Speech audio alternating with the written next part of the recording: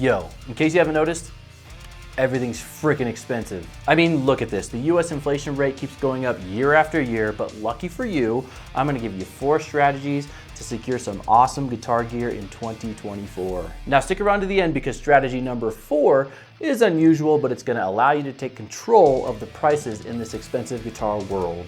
All right, this is the axe, let's go!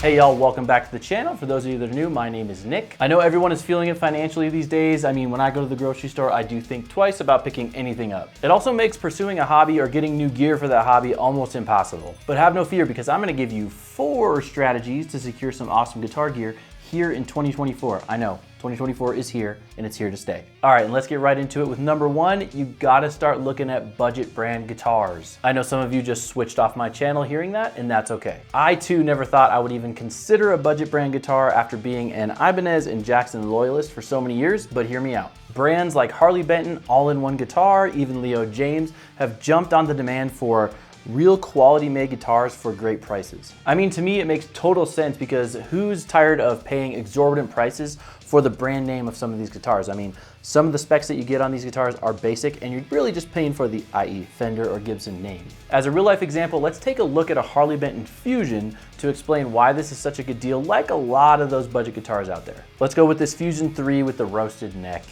Gorgeous.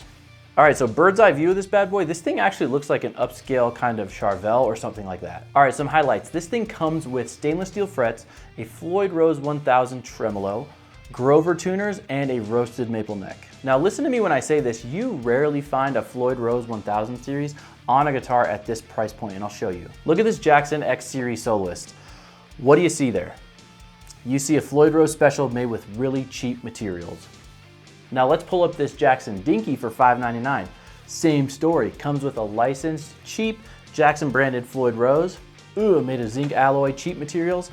And then guess what? This likely doesn't even come with stainless steel frets. The moral of the story for this strategy is if you want to get down and dirty on the specs of some of these budget guitars, you'll find that actually some of them outperform some of the brand name brands out there. So go ahead and take a look. All right, now my second strategy to get cheap guitars in 2024 is to buy used. Yeah, I know, duh, right? Buying used is cheaper. We all know that. But there's more to it than that, and I'm gonna show you. First off, what I wanna get to is, you can buy used components that are still in good condition on some of these used sites, right? If you really don't like your floating trim or you hate your tuning machines, it makes no sense to replace that entire guitar if you like the body and everything else, just because, say, you hate the pickups. Now, another thing that's super important when you're shopping for used gear is the negotiation factor. Yeah, it's actually quite easy to negotiate down used sellers on these used websites, and I'll show you. All right, so let's go to Reverb and find a piece of gear that you want. Let's take this Jackson Dinky, for instance. As you scroll down the page, you'll find the price, the condition, the product overview, ratings, and some comments. But look here, you can also make an offer on this bad boy and message the seller directly. I highlight this because everything I've bought off Reverb, I've direct messaged the seller and brought the price down from what was advertised. I go right for the throat and offer a discounted price with the caveat that I will buy it right then and there. Don't even ask if they're willing to negotiate or soft shit like that. Give them a price and tell them you'll take it off their hands today. Now you might be asking yourself what price you should throw at these guys. Is it just an arbitrary number or what? What I recommend is it's really based off how long the product's been on the website. Has it been there for months, years? You can probably knock them down because they want to get it off their hands. If it's just been put on there, maybe don't lowball them too much. I've bought several pickup pairs for at least $50 off just because I offered to take it off their hands that day. So in sum, getting used or even new gear off of sites like Reverb are worth it and worth a try in 2024. Now another strategy, number 3, to save some money on gear in 2024 is to trade up your stuff. All right, real life story time. I got this Telecaster right here.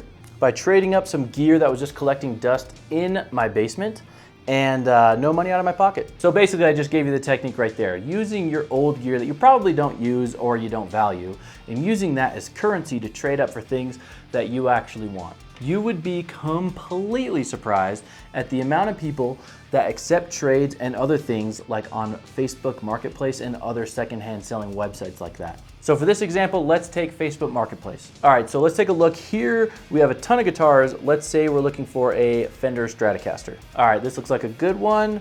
So let's check it out, blah, blah, blah. Looks like it's made not in America, probably a little overpriced, and guess what? The seller knows this. So a lot like Reverb, you can send these people a direct message, and depending on what they're selling, how long it's been on the market, if they really want to get it off their hands, you can offer a trade. There's nothing on Facebook that says you can't direct message these sellers, make an offer, or negotiate the price for what they're selling. All right, back to the Tele. This was listed for $200. Got it for a small practice amp and a used Floyd Rose 1000 bridge. Those things were collecting dust in my basement, and I turned it into a pretty beautiful looking guitar. All right, so last technique that I have for getting guitars cheap in 2024 might be a little counterintuitive. But hear me out, because I'm sure a lot of you are already taking the first steps into actually making this happen. All right, consider this. Being able to afford something is really the relationship between how expensive something is and how much you're willing to pay for it, right? And you're not willing to spend money when you have none. Am I correct? Let me ask you this. Can you control the prices of guitar gear?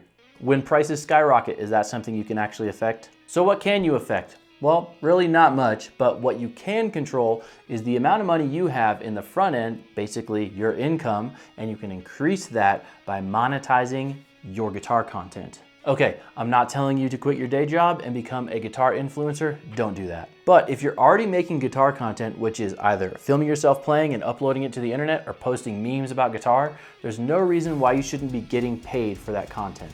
So you can do this through YouTube, YouTube Shorts, Instagram Reels, even Facebook Reels, TikTok, and other platforms. They'll pay you when you've reached certain benchmarks. I'll give you a personal example of how not only to get monetized, but how you can actually exponentially make more money by the same content that you make.